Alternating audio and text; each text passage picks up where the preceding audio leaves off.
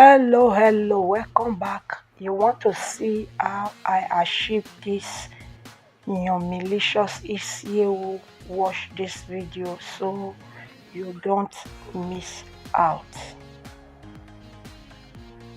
Here I have my ready washed goat head diced into smaller pieces, my onion, scotch bonnet, ginger, garlic, salt, and one seasoning.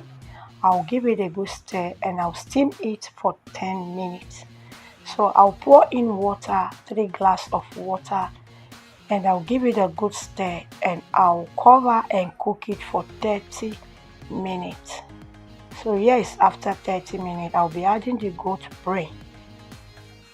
So now I came to check, it's ready, tender and soft. As you can see, the water dried on the goat head. So I added my palm oil, my potash water. I'll just continue stirring until it changes color.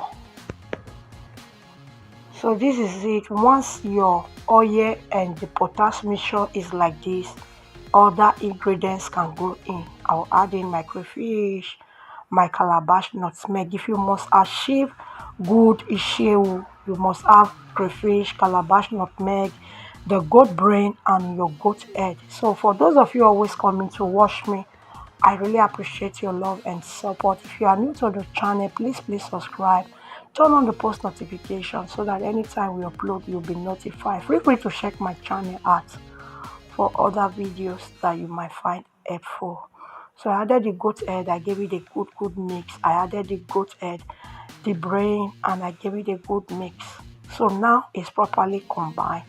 I'll add in my onion and my basil and parsley leaf. If you have not tried your isiewu with basil and parsley leaf, try it and you will be glad you did. So I will just cover it on my gas cooker and steam it for another 2 seconds. It's ready to be enjoyed.